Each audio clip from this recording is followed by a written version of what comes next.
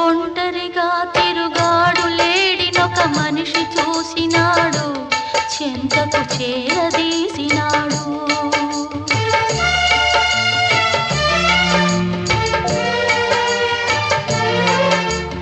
అభమో శుభమో తెలియని లేడి అతనిని